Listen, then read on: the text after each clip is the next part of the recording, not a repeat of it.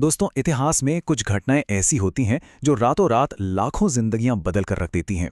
1947 का विभाजन बिल्कुल वैसी ही एक घटना थी। आज के इस विश्लेषण में हम इसी दर्दनाक सच और इसके पीछे छिपी उस अजीबो-गरीब ब्यूरोक्रेसी को समझने की कोशिश करेंगे, जिसके बारे में शायद ज्यादा बात नहीं होती। हम देखेंगे कि कैसे बंद कमरों में कागजों पर लिए गए फैसलों ने एक इतनी बड़ी मानवीय त्रासदी को जन्म दे दिया। चलिए शुरू करते हैं। जरा सोच कर देखिए, क्या कोई सरकार नदियों, ऐतिहासिक स्मारकों या फिर एनसाइक्लोपीडिया जैसी चीजों का भी बंटवारा कर सकती है? सुनने में अजीब लगता है ना? लेकिन कल्पना कीजिए उस स्थिति की जब रातों रात एक पूरी की पूरी सभ्यता को दो हिस्सों में बांटने का काम चल रहा हो। जब लकीरें सिर्फ जमीन पर नहीं बल्कि लोगों की भावनाओं, उनके कल्चर और रोजमर्रा की चीजों के बीच से खींची जा रही हों। ये सब कितना बेतुका और लॉजिस्टिकली इम्पॉसिबल सा लगता है। तो चलिए सबसे पहले बात करते हैं भाग 1 की, विभाजन का बेतुकापन। आपको जानकर हैरानी होगी कि यह बंटवारा बिल्कुल किसी घर के बंटवारे जैसा था। टाइपराइटर, साइकिलें, मेज कुर्सियां, लाइब्रेरी की किताबें, यहां तक कि एनसाइक्लोपीडिया ब्रिटानिका के पन्नों तक को बांटा जा रहा था। हर एक छोटी छोटी चीज पर तीखी बहसें हो रही थीं। डिक्शनरी के शब्दों को लेकर झगड़े हो रहे थे। लेकिन एक चीज थी जिस पर कोई विवाद नहीं हुआ, और वो थी शराब। क्योंकि इस्लाम में शराब की मनाही है, इसलिए बिना किसी बहस के शराब का पूरा स्टॉक सीधे भारत के हिस्से में आ गया। अब ये बेतुकापन सिर्फ किताबों या टाइपराइटर तक नहीं रुका। वॉइसराय की शाही बग्गियों का किस्सा तो और भी दिलचस्प है। कुल 12 बग्गियां थीं, 6 सोने की और 6 चांदी की। जाहिर सी बात है, दोनों देशों को सोने वाली बग्गियां चाहिए थीं। तो इसका फैसला कैसे हुआ पता है? लिटरली एक सिक्का उछालकर। जी हां, टॉस हुआ जो भारत ने जीता और 6 सोने की बग्गियां भारत को मिल गईं, जबकि चांदी वाली पाकिस्तान को। सोचिए, इतने बड़े ऐतिहासिक फैसले महज एक कॉइन टॉस पर हो रहे थे। और यह अजीबोगरीब स्थिति सिर्फ दफ्तरों के अंदर नहीं थी, बाहर जनता के बीच भी गजब की मांगें उठ रही थी। कुछ लोगों की मांग थी कि ताजमहल को पूरी तरह से डिसमेंटल करके पाकिस्तान ले जाया जाए, क्योंकि उसे एक मुस्लिम शासक ने बनवाया था। दूसरी तरफ कुछ हिंदू साधुओं की यह जिद थी कि सिंधु नदी किसी भी कीमत पर भारत में ही रहनी चाहिए, क्योंकि उसके बिना हिंदू संस्कृति अधूरी है। ये मांगें साफ दिखाती हैं कि लोगों का अपनी विरासत और अपनी जमीन से कितना गहरा और इमोशनल कनेक्शन था। अब आते हैं भाग 2 पर, जल्दबाजी में विदाई। टाइमलाइन पर नजर डालें तो फरवरी 1947 में ब्रिटिश सरकार ने यह अनाउंस किया था कि वो जून 1948 तक भारत छोड़ देंगे। लेकिन 1947 की शुरुआत में ही देश में भयानक दंगे भड़क चुके थे। हालात हाथ से निकलते देख और खुद को इस कलंक से बचाने के लिए ब्रिटिश लीडरशिप ने अपनी विदाई की तारीख को पूरे 10 महीने पहले खिसका दिया। मतलब जो बंटवारा आराम से जून 1948 में होना था, उसे हद से ज्यादा जल्दबाजी में अगस्त 1947 में ही निपटा दिया गया।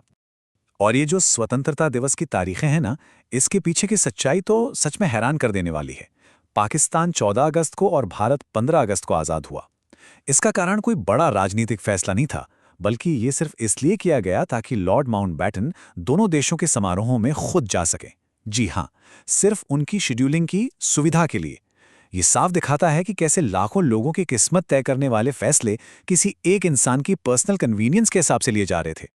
आगे बढ़ते हैं भाग 3 की ओर, ब्यूरोक्रेसी और प्रतीक। उस समय के एलीट वर्ग की प्राथमिकताएं भी बड़ी अजीब थीं। माउंटबेटन ने भारत और पाकिस्तान दोनों के लिए ऐसे झंडे प्रपोज किए जिनके कोने में छोटा सा यूनियन जैक बना हो। लेकिन मोहम्मद अली जिन्ना और पंडित नेहरू दोनों ने ही इन डिज़ाइनों को सिरे से खारिज कर दिया और अपने अपने राष्ट्रीय डिज़ाइनों को ही चुना। पर पॉइंट यह है कि उस वक्त जब देश जल रहा था, कीमती समय इन प्रतीकात्मक बहसों और झंडों के डिज़ाइन पर बर्बाद किया जा रहा था।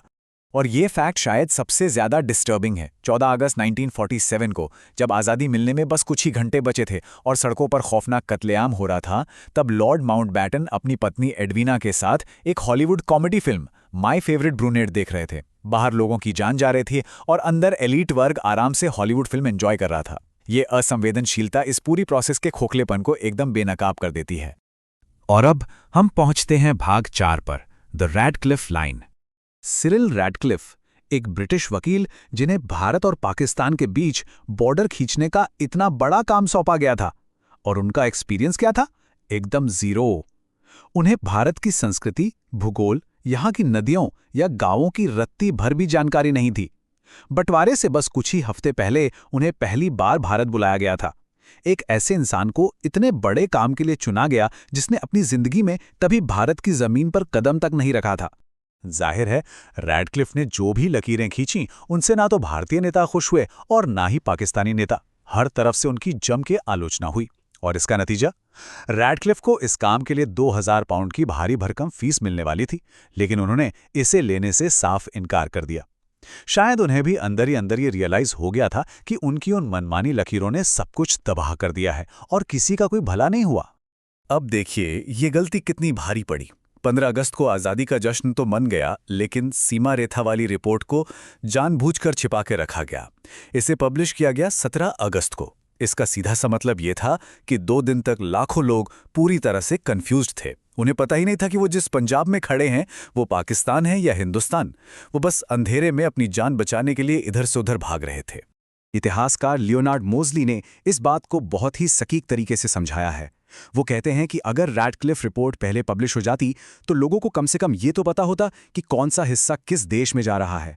ऐसे में नागरिकों की हिफाजत के लिए फौज को पहले से ही तैनात किया जा सकता था।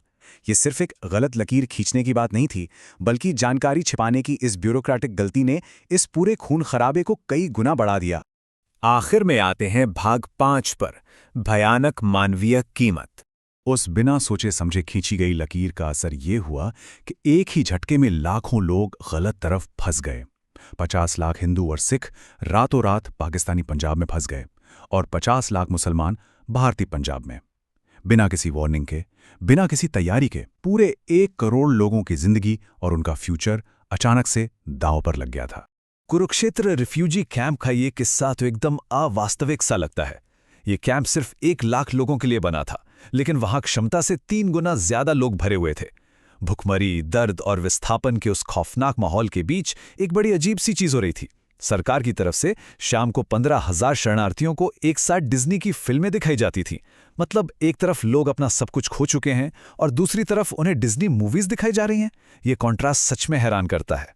और जहां एक तरफ दिल्ली के एलीट सर्कल में आज़ादी का शानदार जश्न मन रहा था, वहीं एक इंसान सीधा ग्राउंड जीरो पर था।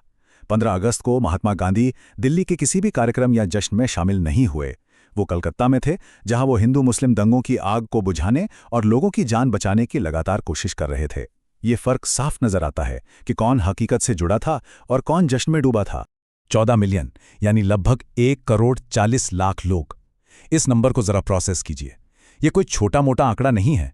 ये मानव इतिहास का अब तक का सबसे बड़ा मास माइग्रेशन यानी सामूहिक विस्थापन बन गया। कल्पना कीजिए, इतने सारे लोगों को एक ही पल में अपने पुश्तैनी घरों, अपनी जड़ों और अपनी मिट्टी से हमेशा के लिए उखाड़कर फेंक दिया गया। और इस बंटवारे की कीमत सिर्फ अपना घर छोड़कर नहीं, बल्कि अपनी जान देकर चुकानी पड़ी। एस्टीमेट्स बताते हैं कि करीब 2 लाख से 20 लाख लोगों ने इस भयानक हिंसा में अपनी जान गंवाई। और इस पूरे दर्दनाक सफर में सबसे ज्यादा अत्याचार और दुर्दशा महिलाओं और मासूम बच्चों को झेलनी पड़ी। बंद कमरों में बैठे उन ब्यूरोक्रेट्स के जल्दबाजी भरे फैसलों का ये सबसे खौफनाक और काला सच था। तो इस पूरे विश्लेषण के बाद हमारे सामने एक बहुत ही गहरा सवाल रह जाता है। जब नक्शे पर लकीरें बंद कमरों में एकदम सीक्रेट तरीके से खींची जाती हैं, तो उस स्याही की असली कीमत आखिरकार कौन चुकाता है? उस बेतुकी और असंवेदनशील नौकरशाही ने एक ऐसे दर्द को जन्म दिया जिसकी गूंज और जिसके निशान आज 7 दशकों बाद भी महसूस किए जा सकते हैं।